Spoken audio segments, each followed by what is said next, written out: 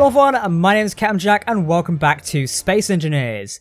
It's a Monday, which means we're taking a look at another creation from the Steam Workshop. With me today, I actually have one of my own creations, and this is the Dawnbreaker destroyer from Colony Wars. Now, if you've been watching this series for quite a while now, you would have noticed this ship has been slowly built throughout the last couple of episodes, and it is just being completed. And coming this Friday and Sunday, you will get to see the Dawnbreaker in action in the mid-season final for Colony Wars. Let me know if you're looking forward to that down below in the comment section. I'm sure most of you are. It's going to be explosive. But before that, I wanted to show you exactly what the Dawnbreaker was, so if it did get damaged in the mid-season final, you could at least see all the interesting features before it did get blown up. We don't know if it's going to get blown up though, so we'll have to see. Anyway, let's dive into the Dawnbreaker today. So obviously this ship was made by most members of the colony, but primarily by myself and Venom. We sort of co-designed it together to be the ultimate sort of destroyer slash battleship in atmosphere. Now the challenging design bit was making heavy armor, but at the same time making it so it could also fly in atmosphere. And you would have seen over the last couple of episodes, this is something we have struggled with.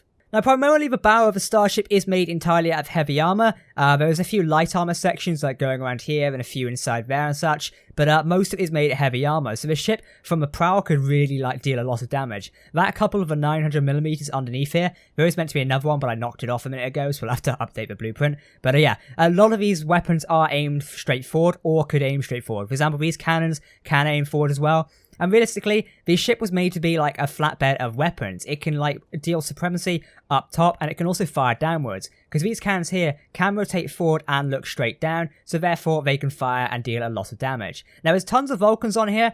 The reason for this was I wanted as much anti-missile and anti-ordnance cover as possible. If you've seen my ship designs, I love PDCs, that way no missile or ordnance was getting through to damage a ship. And it does work, It's a good flak field generated there.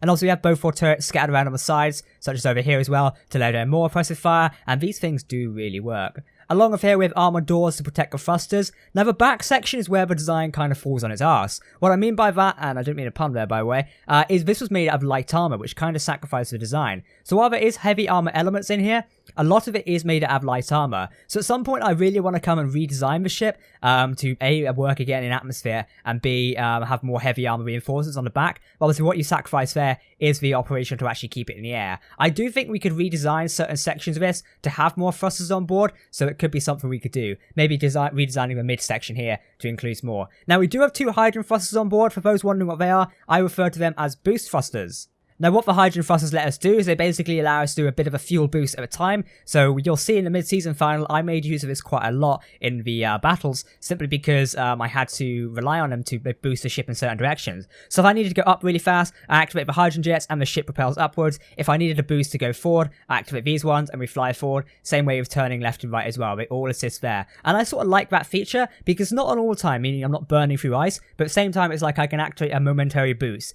The design idea for this does come from the Dreadnought video game you've seen me playing recently. Again, that is where the inspiration for this ship did come from, and I'm glad we managed to make it there. I do wish to redesign this ship again at some point to make it more like Dreadnought, but for the minute, it's doing quite well. Some other features is we do have these big turrets over here, which were placed on here just basically for a bit more overfire. Lots of stuff here, including more Beauforts added back here. Now the back section is where it gets really interesting, because I had these turrets back here as well, and I say a mix of light armor wasn't very good, but lots of Beauforts and Vulcans to basically keep as much fire as possible. Underneath here, I really like this section here. Tons of Vulcans basically to protect the underside, and obviously there would be another 900mm here, again, so this ship can rain fire down on the surface below. Was quite a good idea. I do want to refit this at some point with the Mexpex Warfare Industries guns to see how they deal damage, so that could be quite something to look forward to. Now, I did only recently just paint this ship in Colony Wars, and that's why it's got a very sort of minimalistic paint design, I guess you could say. Mixing in a lot of red and dark greys there to create this sort of militaristic design, and I love it. The bow is what I'm specifically proud of. That sort of a red RWI look cutting through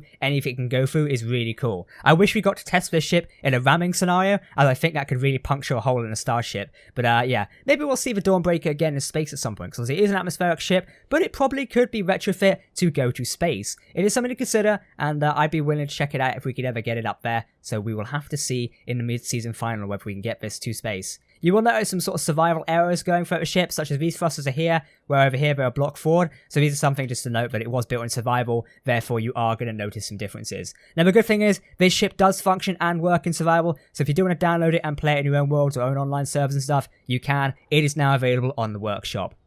But that's not all. Let me show you the interior of the starship. So we're going to go into one of the airlocks over here.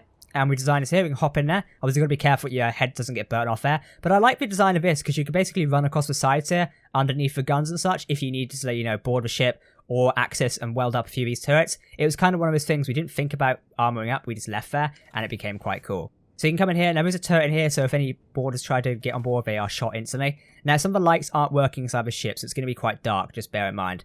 This is the main corridor around here. Unfortunately, I never got to finish much of the interior, but it's still not too bad.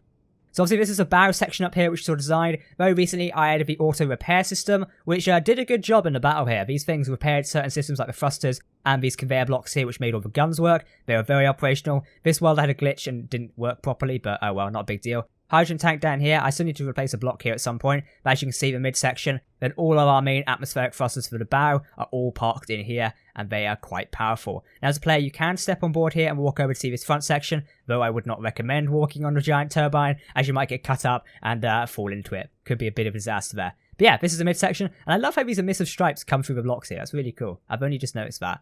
Cool and creepy. At some point I was going to design LCD screens here to get a script up and running. I may still do at some point to make an upgraded version of the ship. We will have to see. I would like to have like sort of mid blocks running down here as guards for this, so I think I may do that at some point, see if we can totally redesign the ship to, you know, feature more of these features. I reckon it could be done. We'll just have to see what we can do. Anyway, moving forward, what do we have? Into the CIC section over here. Now this section is very cool.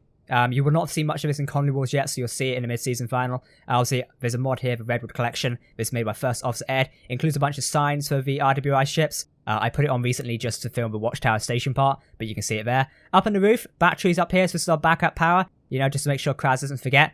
And the CIC is kind of an orange sort of red layout at the minute, basically to illuminate a battle sort of scenario. I really like to inspire myself by the Galacticus CIC for this ship. So that's why it's got that sort of design here. Obviously, me, the captain, sits down here to command the ship. Then you've got helm navigation, more gunner places over here, including these seats that have just been put up here. I wanted to find something to put on this stance, so I just chose a seat to put there anyway. And I think it really suits it. So yeah, seat sat there, very nice.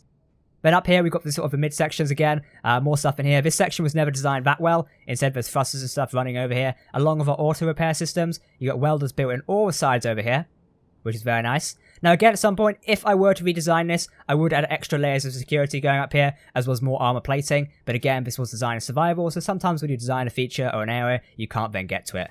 Alright, so we've got some front cryotubes and storage areas up here, as well as auxiliary reactors. They're all in here, which is a cool idea, as well as gyroscope access. Kind of like just an auxiliary control room, I guess. Cryo rooms are added just so we could use the ship for away missions.